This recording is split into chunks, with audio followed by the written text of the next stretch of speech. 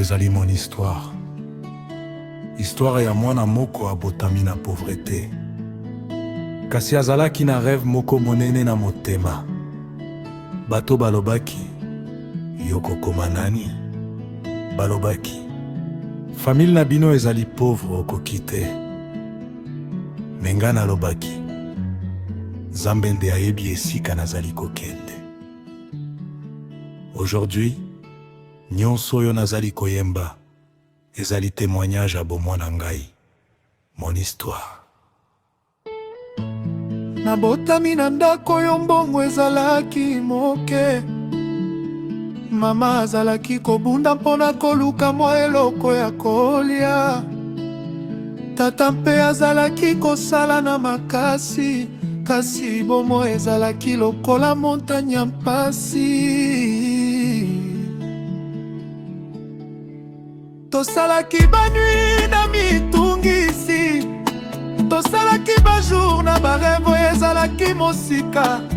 Eloko moko ezalaki na motema na nga, muziki. Muziki nde nazalaki koyoka lokola monganga. Nazalaki koyemba tango bato balali, nazalaki kokoma baparo na molili, nazalaki komona se na miso na ngai. Atako na libanda nazalaki kaka mwana ya famille pauvre. Bato bazalaki kotalanga na miso ya mawa. Bamosusu bazalaki koseka ba rêve na ngai. Balobaki, yo musicien na famille ya boye okokende wapi na Afrique? Kasi ngai naboyaki koyoka bango. Nayokaki kaka mongongo moko na motema. Kende liboso, tika kolenga te. On m'a dit que je n'étais personne, que mon nom ne dépasserait jamais mon quartier, que je rêvais trop grand pour quelqu'un comme moi, que la pauvreté de ma famille serait ma destinée. Mais ils ne connaissaient pas mon cœur, ils ne connaissaient pas mes nuits sans sommeil, ils ne savaient pas combien de fois j'avais pleuré avant de sourire devant le monde entier. Mon histoire ezali histoire ya ngai. Nazali mwana pauvreté, kasi nazangi te espoir. Mon histoire, personne akoki ko changer yango. Nakangaki motema na nga na musique. Aujourd'hui Afrique ezali koyoka kombo na nga.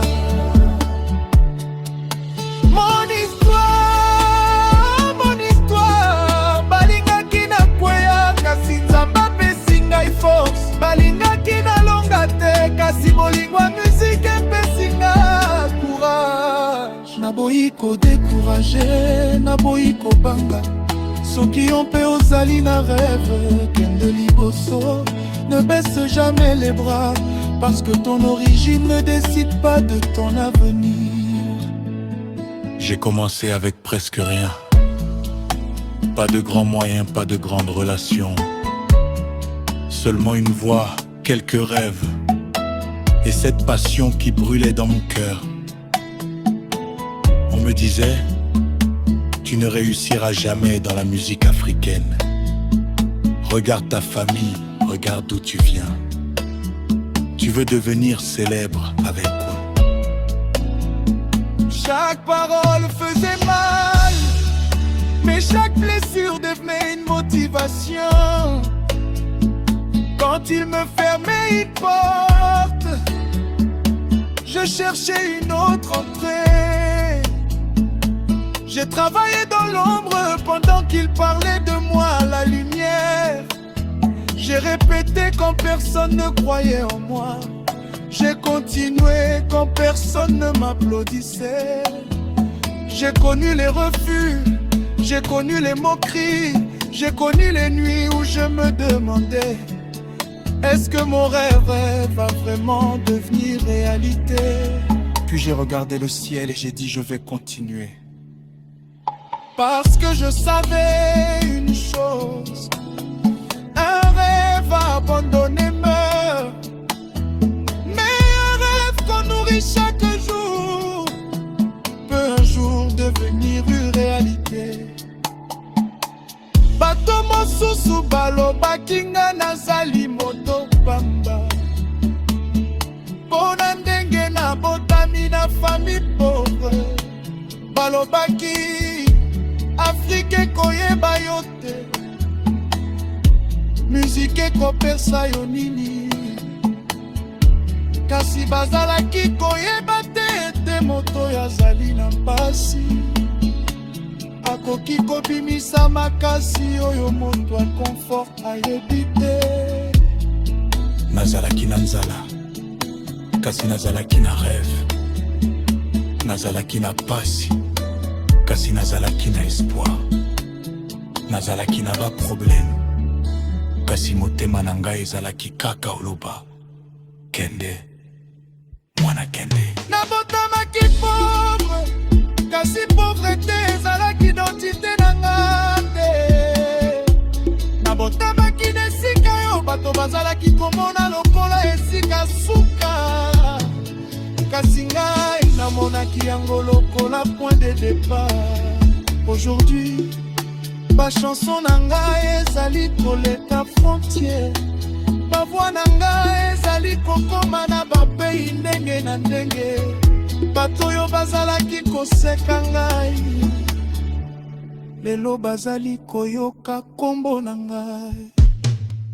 Mon histoire ezali histoire ya ngai, nazali mwana pauvreté kasi nazangi te espoir.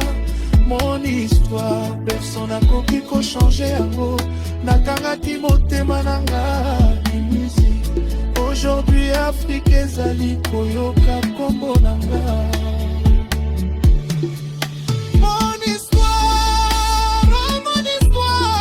balingaki nakweya kasi nzambe apesi ngai force, balingaki nalonga te kasi bolingo apesiki epesi nga pouvoir. Un jour, les parents sont devenus plus cruels. On m'a accusé de choses que je ne comprenais même pas.